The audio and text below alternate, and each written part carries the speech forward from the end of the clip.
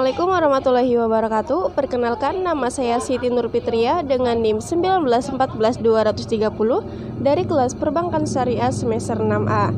Nah, di sini saya akan melanjutkan untuk memaparkan materi jenis-jenis arbitrase syariah dengan mata kuliah arbitrase syariah dengan dosen pengampu Bapak Dr. Haji Saiful Bahri SAG MM. Nah, baik, langsung ke materi pertama yang A, pengertian arbitrase.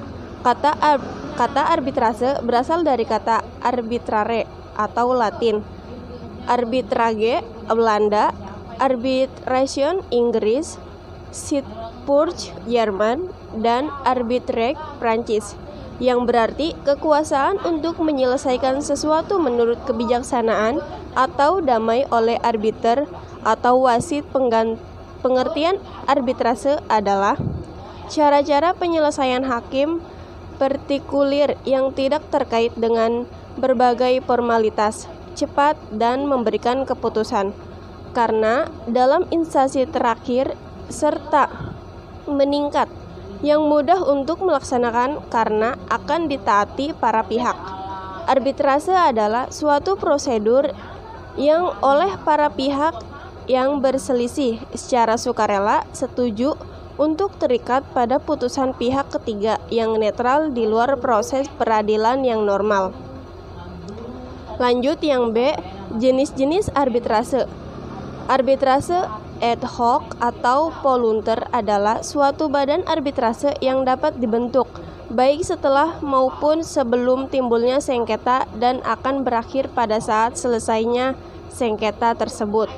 Pembentukan arbitrase ad hoc ini didasarkan oleh kesepakatan para pihak yang bersengketa.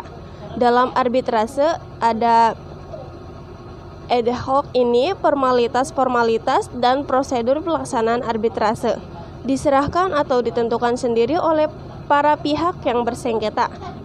Arbitrase institusional atau institutional arbitration dalam pasal 1 ayat 2 Konvensi New York tahun 1958, arbitrase institusional ini disebut dengan istilah permanen arbitral body.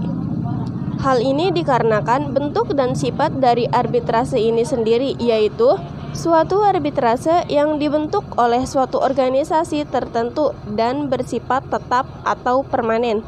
Menurut Gunawan Wijaya, arbitrase institusional adalah lembaga atau badan arbitrase yang bersifat tetap. Lembaga ini sengaja didirikan oleh suatu organisasi tertentu dan bertujuan untuk menyelesaikan perselisihan atau sengketa yang timbul dari suatu perjanjian. Sifatnya yang permanen dan menetap dari badan arbitrase institusional ini merupakan suatu ciri pembeda yang utama dari arbitrase ad hoc. Lanjut yang C, perbedaan arbitrase ad hoc dan institusional. A. Arbitrase ad hoc maupun arbitrase institusional adalah suatu arbitrase yang dikoordinasikan oleh suatu lembaga.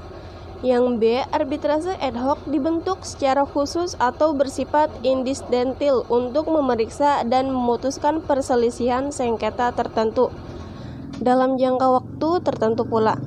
Setelah memutuskan sengketa, berakhir pula arbitrase ad hoc ini. Arbitrase institusional adalah arbitrase yang melembagakan yang didirikan dan melekat pada suatu badan atau lembaga institusi tertentu. Yang C, arbitrase ad hoc tidak terkait dengan salah satu badan arbitrase, sehingga tidak memiliki aturan tata cara tersendiri, baik mengenai pengangkatan arbiternya maupun mengenai tata cara pemeriksaan sengketa. Yang terakhir yang D, pembentukan arbitrase ad hoc dilakukan setelah sengketa terjadi di para pihak yang bersengketa, yang memilih dan menentukan arbiternya atau bisa pula meminta bantuan pengendalian untuk mengangkat arbiternya yang bertugas memeriksakan dan memutuskan sengketa yang bersangkutan.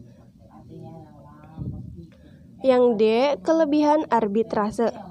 Beberapa kelebihan diantaranya: 1. bahwa berperkara melalui badan arbitrase tidak begitu formal dan fleksibel. Yang kedua, faktor kerahasiaan proses berperkara dan keputusan yang dikeluarkan. Yang ketiga, para arbiternya, para pihak yang bersengketa dan memilih sendiri. Yang keempat, karena keputusannya final dan meningkat. Dan yang terakhir, yang kelima, adanya kepekaan arbiter atau wasit. Kekurangan arbitrase.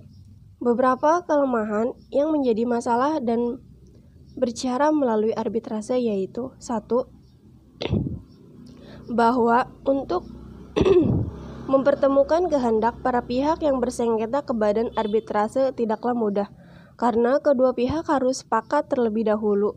Padahal, untuk dapat mencapai kesepakatan atau persetujuan itu kadang-kadang memang sulit. Yang kedua, dalam arbitrase tidak dikenal adanya presiden hukum atau keterkaitan kepada putusan-putusan arbitrase sebelumnya. Maka adalah logis adanya kemungkinan timbulnya keputusan-keputusannya yang saling berlawanan atau conflicting decisions. Yang ketiga, arbitrase ternyata tidak mampu memberikan jawaban yang definitif terhadap semua sengketa hukum. Dan yang keempat, keputusan arbitrase selalu tergantung kepada bagaimana mengeluarkan keputusan yang memuaskan keinginan para pihak. Dan yang kelima, menurut Komar Kantamadja, ternyata arbitrase pun dapat berlangsung lama dan karenanya membawa akibat biaya yang tinggi, terutama dalam arbitrase luar negeri. Cukup sekian video pemaparan ini, kurang lebihnya mohon